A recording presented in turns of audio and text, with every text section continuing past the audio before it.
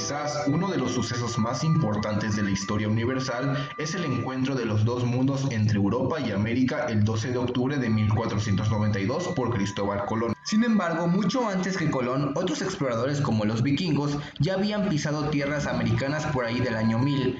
Tal vez el mundo que conocemos hoy no hubiera podido estar así si no fuera por este evento que marcó un punto y aparte en la historia de la humanidad. Bajo el contexto histórico del momento, Europa estaba entrando en el Renacimiento y los viajes de exploración para buscar nuevas rutas comerciales era la prioridad en ese entonces, ya que el Imperio Otomano había sido un gran peso para el viejo continente tras haber tomado Constantinopla, lo que marcaría un punto y aparte, pues se retoma este hecho como el momento de transición de la Edad Media a la Edad Moderna, más que nada por la ruta de las especias, ya que de ahí provenía la sal como condimento para mantener la carne fresca. Pero retomando un poco el tema que nos compete en este video, hoy hablaremos sobre los primeros cronistas del Nuevo Mundo. Ya hablé de la razón de por qué la búsqueda de nuevas rutas que conllevó al encuentro de los europeos al Nuevo Mundo.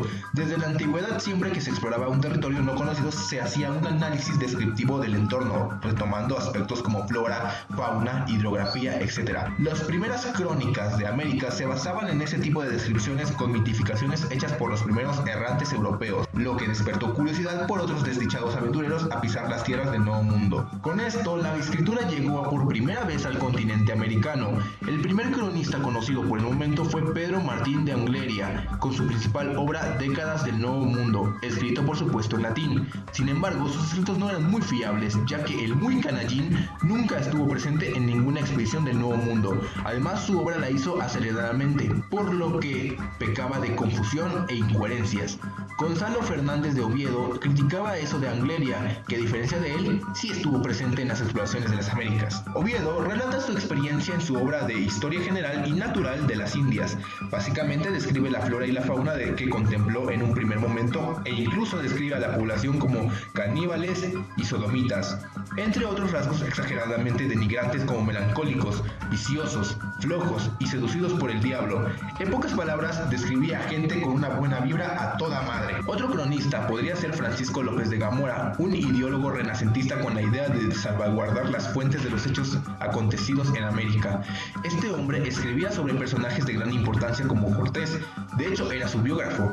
Decía que la historia había que relatarla con grandes hechos en pocas palabras sin dar rodeos a lo que quisiera contarse. Su obra Historia General de las Indias y Conquista de México es una crónica oral por parte de Cortés, ya que al igual que Angleria no había ido al Nuevo Mundo, pero sí había escuchado las experiencias del mismísimo Cortés. Curiosamente, su obra por decreto real fue prohibida. Sus motivos no lo especifican bien, pero se cree que en sus escritos elogiaba tanto a Cortés junto a una libertad de crítica propia, pero quizás lo más ruidoso sea que el mismísimo Bartolomé de las Casas y Bernal Díaz del Castillo hayan hablado en su contra porque eran enemigos. Pero quizás los cronistas más importantes para la corona eran los franciscanos. En ese momento, la iglesia estaba pasándola del carajo por la aparición del protestantismo luterano, pero tras colonizar el Nuevo Mundo, ganarían nuevos adeptos a la fe. Los franciscanos aprovecharon la situación para repartir los ideales del catolicismo en la colonia, como los representantes enviados de Dios al Nuevo Mundo con la tarea de evangelizar a los indios, y para ello no solo trajeron una imagen religiosa, sino varias imágenes religiosas que transformaron la cosmovisión americana por la europea. A los encargados de esta tarea se les conocería como misioneros. Como mencioné antes, Europa estaba pasando por el renacentismo. Una de las corrientes que influyó mucho a principios de la colonia fue el humanismo, doctrina que aparece en el Renacimiento, con el ideal de buscar la perfección humana y aplicarla en la naturaleza del hombre. Quizás debamos darles las gracias a Fray Toribo de Bernavente, quien tuvo mucho contacto con los indios, defensor de estos, cuya lengua náhuatl aprendió y descifró códices. Su obra más notable es Historia de los Indios y Nueva España y Memoriales. Además, otros personajes como Fray Bernardino de Sahagún o Jerónimo de Mendieta hablaban muy bien de él y de sus trabajos. Aunque los cronistas más importantes y por ende los pioneros en la escritura en América sean Hernán Cortés y Bernal Díaz del Castillo, pero sus relatos como descripciones se basaban en méritos propios, algo que se ve en las cartas de relación de Cortés cuando le cuenta al rey todo lo que ve en el Nuevo Mundo de forma imparcial. A diferencia de Cortés, Bernal Díaz del Castillo era más escéptico mirando detalle por detalle. Aún así, ambos carecerían de especulación, dejando solo un relato propio de lo vivido subjetivamente. La obra de Bernal es posiblemente la más conocida, Historia verdadera de la conquista de Nueva España, una obra creada con la intención de darle más crédito a los conquistadores que acompañaban a Cortés, evitando así que este mismo se llevara la gloria misma, o al menos esa era la intención de Bernal para no caer en el olvido. En conclusión, podemos decir hoy que la conquista fue un suceso muy trágico para los pueblos mesoamericanos, e incluso muchos vemos con rencor a los españoles. Al fin y al cabo, los primeros cronistas en América tenían sus propios relatos para un cierto fin. Cortés buscaba la buena mirada del rey, Bernal quería no ser olvidado y dejado como un conquistador de segunda, y así como muchos otros buscaron su propio protagonismo. Los dominicos y la defensa de los indígenas. El siglo XVI se caracterizó por el avance de los pueblos navegantes. Así, Portugal y España se concentraron en controlar las rutas del comercio. Los viajes iniciados por Colón marcaron el inicio de una severa dominación, primero en las Antillas y luego en el interior del continente americano. La implantación de la encomienda, institución medieval que se caracterizaba por exigir tributo y servicio personal a los indígenas, provocó que estos casi desaparecieran. En 1510 arribaron los dominicos a la Española. Entonces se inició la defensa de los derechos de los naturales. La primera misión iba dirigida por un joven de 27 años, llamado Fray Pedro de Córdoba, y junto con él, Fray Antón de Montesinos. En viajes subsecuentes arribaron más dominicos a la región. Los frailes predicadores se indignaron por la actuación de sus paisanos y en un sermón dictado por Fray Antón de Montesinos, que inició diciendo: «Yo soy la voz que clama en el desierto», en nombre de todos los miembros de la orden de la isla, indicó que no era cristiana la actitud que habían tomado los colonizadores. Estos se molestaron y amenazaron a los religiosos con no darles limosna para su sustento. Los dominicos no se amedrentaron, al contrario, Córdoba y Montesinos se encaminaron a la península ibérica y le relataron al monarca todos los abusos que habían visto. Entonces se formó una junta de teólogos que redactaron las leyes de Burgos en 1512, que fue el primer intento de buscar una mejor relación entre colonos y naturales. A su regreso en 1513, estos dos insignes dominicos lograron que varios miembros de su orden se enrolaran en la misión. Entre ellos venía Fray Domingo de Betanzos, futuro fundador de la provincia de Santiago de México. Los dominicos propusieron que el mejor modo de atraer a los indígenas a la religión cristiana era la evangelización pacífica.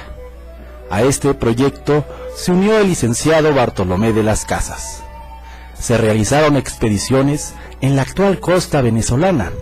Los frailes fueron bien recibidos, pero por expediciones esclavistas se complicó la situación y en venganza los indígenas mataron a los frailes. En 1521 murió Fray Pedro de Córdoba y ocupó su lugar Fray Domingo de Betanzos, quien logró que Bartolomé de las Casas entrara a la orden de predicadores, sumándose así de lleno a la evangelización y defensa de los indígenas.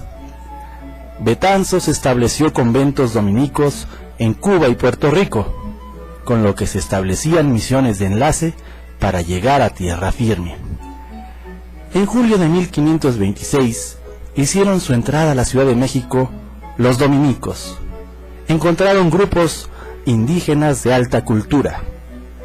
Los predicadores buscaron métodos de evangelización que permitieran conservar elementos culturales indígenas, sin que afectara la ortodoxia cristiana. De aquí surgieron varios diccionarios, sermonarios, confesionarios, doctrinas, pinturas murales, etc., en los que se promovió el estudio de las lenguas y culturas indígenas.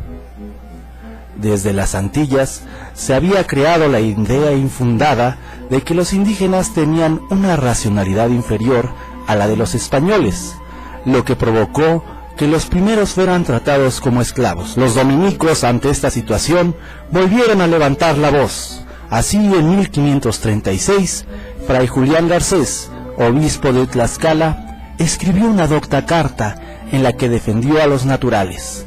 Fray Domingo de Betanzos, provincial en esa época, compartió los planteamientos del diocesano y mandó a Roma a Fray Bernardino de Minaya.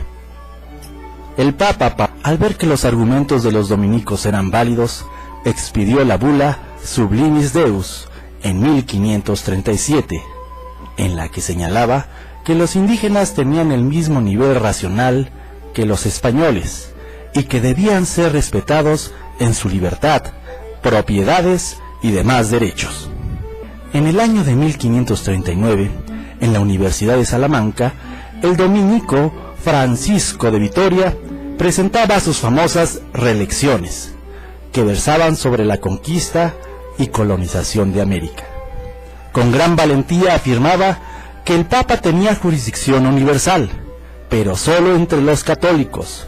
Por lo tanto, no era justo que él repartiera el territorio americano. Vitoria también mostró que el derecho por descubrimiento tampoco era válido, ya que tan emperador era Carlos V como Moctezuma.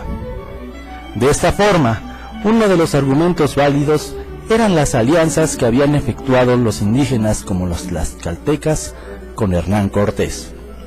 Es importante aclarar que a los indígenas tlaxcaltecas no se les puede considerar como traidores, porque ellos formaban una nación independiente de los mexicas, de quienes sufrían constantes agresiones por las guerras floridas. Así que por su parte, los tlaxcaltecas podían efectuar alianzas para defenderse de los agravios sufridos por los mexicas. Francisco de Vitoria siempre mostró una actitud valiente a favor de los naturales. Con sus lúcidos estudios, promovió una mejor relación entre españoles y naturales, optando por una política de conciliación de intereses que buscarían el bien común.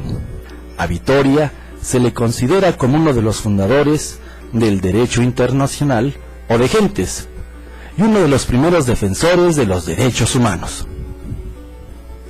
En 1544 fue un año de polémica, al plantearse las leyes nuevas. Por un lado, Fray Bartolomé de las Casas señalaba que debía desaparecer la encomienda. Sin embargo, podría acarrear problemas que afectarían a colonos y naturales. Ante esta situación, los dominicos de la región mexicana y oaxaqueña optaron por una encomienda suavizada y mejor regulada, sin caer en los excesos de la encomienda antillana. El debate sobre el derecho de los indígenas continuó a lo largo de toda la época novohispana.